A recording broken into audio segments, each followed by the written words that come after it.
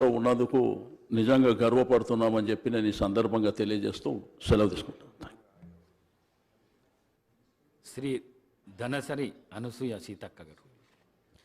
నమస్కారం సార్.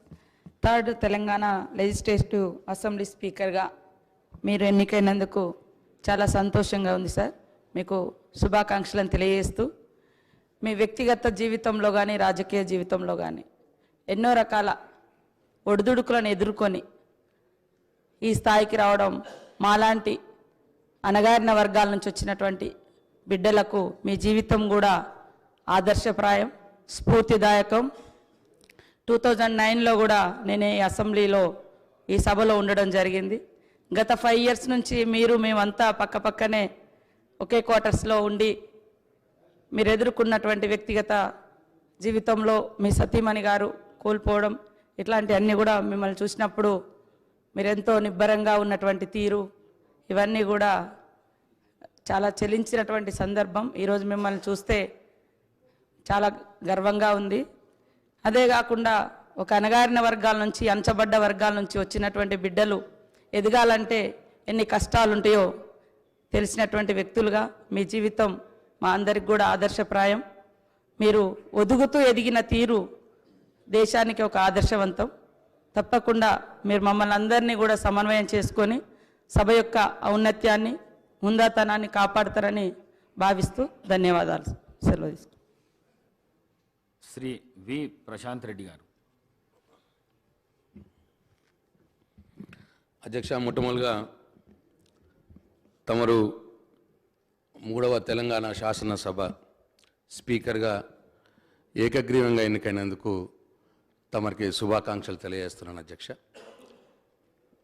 మీ రాజకీయ జీవితం ఎంపీటీసీ నుంచి శాసనసభ్యుడిగా మంత్రిగా పనిచేసిన అనుభవం మీకు ఉన్నది. ఆ వివిధ వ్యవస్థల్లో అన్ని సభల్లో సమావేశాల్లో సభ్యుల యొక్క హక్కులు ఏ విధంగా కాపాడబడాలనో మీకు ఆ అనుభవం ద్వారా మీకు అన్నీ తెలుసు అని చెప్పి నేను భావిస్తా ఉన్నాను. అధ్యక్ష, మీరు మృదు స్వభావిగా అందరితో కలుపుగోలుతనంగా ఉంటారని చెప్పి ఒక పేరు ఉంది. మరి వాళ్ళ మా శ్రీనివాస్ యాదవ్ గారు అన్నట్టు ఈ రోజు నుంచి మీరు కాంగ్రెస్ పార్టీ వ్యక్తి కాదు అధ్యక్ష. ఈ సభలో మా అందరికీ మీరు తండ్రిలా ఉంటారని మేము భావిస్తూ ఉన్నాం. మా రెస్క్యూకు మీరే ఉంటారని చెప్పి కూడా మేము భావిస్తూ ఉన్నాం. ఎందుకంటే అధ్యక్ష, ప్రజాస్వామ్యం ప్రజ్వరిల్లాలంటే ప్రజా సమస్యలు ఈ సభలో ప్రస్తావించబడాలి, వాటి యొక్క పరిష్కారాలు కనుగొనబడాలి, ప్రజల కోసం సభ్యుల యొక్క గలం ఈ సభలో వినబడాలి. మరి దానికోసం మీరు ప్రత్యేకంగా ఇటువైపున్న ప్రతిపక్ష సభ్యుల యొక్క హక్కుల్ని మీరు కాపాడే విధంగా, మా యొక్క గొంతు వినబడే విధంగా ఈ సభలో మీరు మాకు రెస్క్యూగా ఉండాలని చెప్పి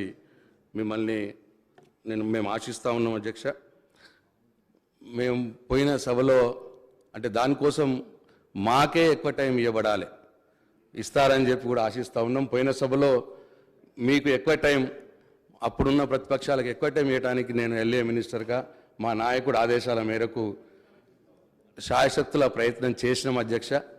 నిజంగానే కూడా ఇచ్చినాం అధ్యక్ష. అట్లా మీరు మాకు ఎక్కువ సమయం ఇచ్చి ప్రజల యొక్క సమస్యలు ప్రస్తావించేటట్టుగా, ఇక్కడ పరిష్కారం కాబడేటట్టుగా మీరు వ్యవహరిస్తారని చెప్పి మేము ఆశిస్తూ ఉన్నాం అధ్యక్ష. ఏది ఏమైనప్పటికీ మీరు ఇవాళ అత్యున్నత స్థానమైనటువంటి శాసన వ్యవస్థలో అత్యున్నత స్థానమైనటువంటి అక్కడ మీరు ఉన్నారు.